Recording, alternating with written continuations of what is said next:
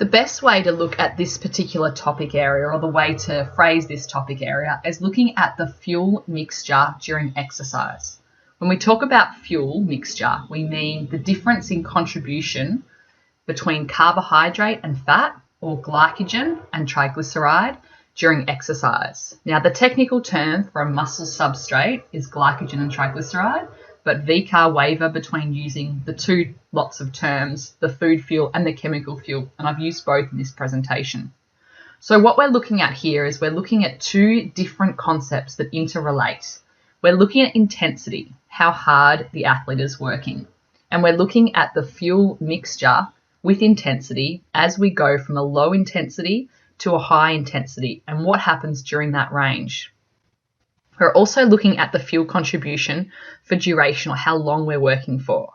So from short duration to long duration, what happens with that fuel mixture? How can we manipulate both of these through training or through diet, and what impact does it have on performance? So if we look first at intensity, the term that you might have seen before, and maybe you've confused it with the term duration, is the crossover concept. Theoretically, it's quite simple. As the athlete works harder, which is that they increase in intensity, they need energy at a faster rate. So it makes sense that they're going to source the energy from the fastest type of energy, which is carbohydrate. So as you increase in intensity, you get an increase in carbohydrate contribution and a decrease in fat contribution. And that is due to the demands of the exercise. We need energy fast, so we're using our fastest source. We know carbohydrate produces energy at a fast rate, so as we increase in intensity, we utilize that more. I'll go through the graphs shortly so that we can see this crossover concept in play. Now, duration, on the other hand, how long we work for, we know that we only have a certain amount of stores of carbohydrate in our body. And after a while, we're going to suffer from fuel depletion. And that fuel depletion is carbohydrate depletion. And we know that when our carbohydrate stores start to deplete, the body turns to fat to produce energy. But this energy is produced at a slower rate. So our intensity must decrease. And that is called hitting the wall. Let's talk about each of these a little bit further.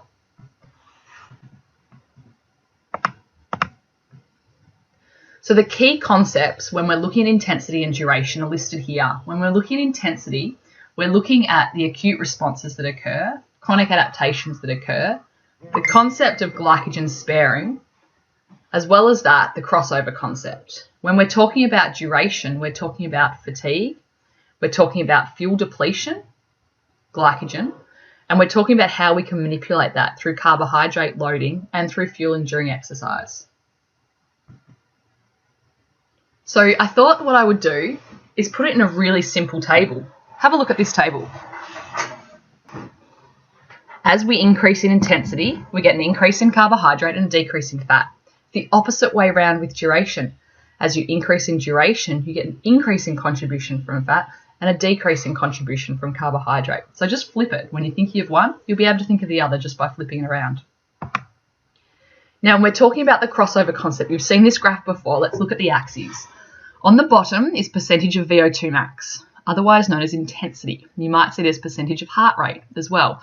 So this is talking about something that is incremental, building intensity, starting out slowly and building up, like the beat test, like your VO2 max test. That's what this refers to. It doesn't tell you about any sort of time down here. This test could have gone for 5 minutes. This test could have gone for an hour. It does not matter. It's about the intensity change that occurs. And on the y-axis, we've got the contribution from fats and carbohydrates. And what do you see? What's the relationship that you see? That as you increase in intensity, you decrease your contribution from fat. As you increase in intensity, you increase your contribution from carbohydrate to meet the needs of the task, because carbohydrate produces energy at the fastest rate. This is the crossover concept. Let's take a look at this data. You've seen this data before on the right-hand side. We're talking about fuel contribution and we're talking about intensity rise. So you can see it's a treadmill test, and you can see that as you build in intensity, which is increasing the kilometers per hour, your fuel changes from predominantly fats to predominantly carbohydrates. And at this point, that occurs at 12.5 kilometers per hour. That crossover point is where the arrow is pointing to. That direct crossover is when there is a switch to a dominant fuel. Now, that doesn't mean that there's no fat being used after the crossover point. It doesn't mean there's no carbohydrate used prior to the crossover point. It just identifies the dominant fuel source at that point in time. That's what we talk about when we talk about fuel mixture. Now, if we're looking here at this concept of glycogen sparing means that we want to move where that crossover point occurs. So at this point in time, it occurs just below, if you're looking at the blue arrow going down, where the crossover currently is. It occurs, let's say, 35% of VO2 max. So at 35% of VO2 max, carbohydrate, in this case, becomes the dominant fuel. Now, what we want to do through training is we want to make that crossover occur later. So the red arrows indicate where, through training, that crossover point could occur. And that occurs just over 50% of VO2 max, following the red line down. So what that means is that the athlete can work at a higher intensity, utilizing fat as the dominant fuel source before they need to turn to carbohydrates. This is called glycogen sparing. The athlete is able to work at a higher intensity before they turn to carbohydrate or glycogen as the dominant fuel source. What this means for a race, for a long distance race, if an athlete can use fat earlier, if an athlete can use fat at a higher intensity, they can save their carbohydrate or their glycogen stores for later in the race, and they can up the intensity then. They can work at a faster pace. So essentially, this term, they can go harder for longer, rings true for glycogen sparing. And if you look at the pre-training versus post-training table, you can see that the switch pre-training occurs at 12.5 kilometers an hour, whereas post-training, it occurs at 13.5 kilometers per hour. The athlete who can use fat at a higher intensity as the dominant fuel source is glycogen sparing. So what does this look like in terms of a question? So a couple of years ago, we've got a question about Alice, and note that this is question E, so there's plenty of questions beforehand. She's a 40-year-old female who enjoys recreational mountain bike riding. To adjust her training, she varies her choice of riding terrain, the graph below, which is irrelevant. Our question is, how would the fuel usage of an elite mountain bike rider be different from that of Alice? So the person who is elite is going to be able to use fat at a higher intensity than Alice, because Alice is not trained. So she will turn to carbohydrates earlier. So the elite mountain bike rider is going to be able to glycogen spare, use fat at a higher intensity, whereas Alice is not. Now, if you look at the answer, 58% of the state got 0 on this. The elite mountain bike rider can use glycogen, will be able to use glycogen spare, use of fats at higher intensity, compared to Alice, who used glycogen stores earlier, because she doesn't have that training. Note that in the question, it asks you to compare an elite mountain bike rider compared to Alice, and in the answer, you must mention both of them. Elite mountain bike rider compared to Alice. Make sure you're doing that to get those full marks. So this other concept of fuel depletion, hitting the wall. So what happens in this particular case is we're talking about length of time and duration. Now, we know that we've only got 90 minutes to 2 hours worth of glycogen in our muscles before it starts to deplete. Now, what happens when we move from glycogen to triglyceride as the dominant fuel? The opposite thing happens to what we're talking about in terms of intensity, going harder, because we actually have to slow down. Triglyceride is more complex. It produces energy at a slower rate. So we decrease our power output, our force production, and ultimately we ride or we go slower. Now, what we've got here is I've got a little graph, and this graph here shows muscle glycogen on the y-axis, and you can see that if we just attend to the orange for a second, it's depleting slowly over time through training. And by the time you get to just after 48 hours, with such low muscle glycogen, the body is going to be turning to triglyceride. The quality of training or exercise is not going to be as high because they'll be producing energy at a slower rate. So here's the fuel mixture. So the graph looks similar, doesn't it? Except instead of on the x-axis of intensity, we're now looking at time in terms of hours and the percentage of energy on the y-axis. So it's the opposite way around. What's the relationship? As you increase in time, you decrease your contribution from carbohydrate. As you increase your time, you increase your contribution from fat. So it's the fuel mixture is the opposite way around. What's that point of crossover called? That's called hitting the wall. It happens at almost 3 hours in this particular scenario.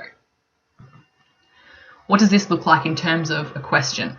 So a marathon runner covers a distance of 42 kilometres. Their speed typically declines at 35 kilometres. What's the most likely cause of fatigue? So straight away, when you think of fatigue mechanism, you think of one of three. Is it fuel depletion, accumulation of metabolic byproducts, or thermoregulatory fatigue? Likely in this that it would be a combination. Remember, it's multifactorial, but it doesn't mention anything about heat. So we're going to eliminate thermoregulatory. Accumulation of metabolic byproducts, we're not going to be tipping above lactate inflection point at 35 kilometres. It is going to be fuel depletion, glycogen. So 51% of the state got 0. Muscle glycogen depletion, what happens then? Our rate of ATP decreases because we've got more oxygen required to oxidize fats. And don't worry about those last 2 points. The first two are what you need to get the marks. So our glycogen sparing, let's have a look at this. If we look at on the left-hand side, intensity. If we are able to glycogen spare, we are going to be able to use fats at a higher intensity. So we're going to be able to flip that diagram there. We're going to delay the switch to carbohydrates, which is going to have a direct influence on our duration because we're going to be able to work at a higher intensity for longer before we switch. Then when we switch to carbohydrates now at a high intensity, we're going to be able to work for that longer duration. So they're very separate ideas, but they do interplay with each other quite significantly. So what do we want to do in terms of manipulating this fuel mixture? When we're talking about intensity, as we increase in intensity, the idea or the goal up the top is to use fats at a higher intensity, triglyceride at a higher intensity, and delay that switch to glycogen. We do that through aerobic training. So how does this occur? And they've sort of targeted this in the last exam. I expect them to maybe target a little bit more. They're really liking mitochondria at the moment. So aerobic training increases mitochondria, increases their size, increases their density. They're the factories that produce ATP. They're the factories that oxidize triglyceride and glycogen. So if you have more mitochondria, you have more factories available to oxidize fuel. If you have more triglyceride stores and more oxidative enzymes, you're going to be able to utilize these triglycerides at a faster rate. This means if you can metabolize triglyceride at a faster rate, you can use it at a higher intensity. What's that? That is glycogen sparing. Work at a higher intensity for longer. It means that you can save glycogen for that end of the race and increase intensity. So the topics that we're looking at here, we're looking at acute responses in terms of what happens when we exercise. We're looking at chronic adaptations, aerobic muscular chronic adaptations. We're looking at glycogen sparing. We're not looking at diet manipulation here in this particular case. What else? I guess what else could you do? If you think about there's an ergogenic aid that you could take that may assist with this. Any ideas? Caffeine actually mobilizes or increases that metabolism of triglyceride. Did you get that one right? And that may potentially help glycogen spare. So I said no, nothing to do with diet. Well, supplements might be to do with supplements. Now, in terms of manipulating the fuel mixture from a duration, our goal here is the opposite. We want to delay the switch to triglyceride. So we want to prevent fuel depletion. And how can we prevent fuel depletion? Well, we need to increase our glycogen stores. We can do this through carbohydrate loading. That increases our glycogen substrate stores at the muscle, which means we can use it for longer before we start to deplete. We can consume fuel during the event so that the body is not just using glycogen stored in the muscle and then turning to it in the liver, but it's actually using that glucose that's delivered. Something that you could also do, I guess you could also decrease intensity, which would prevent glycogen sparing if that was your primary aim. But just be careful with that one because we really want to talk about performance, and that's more to do with the topics at the top. All right, well, I hope that helped you there. Remember, they're both talking about fuels, but one's how hard and one's how long, and they're essentially the opposite, delaying the switch to glycogen, delaying the switch to triglyceride.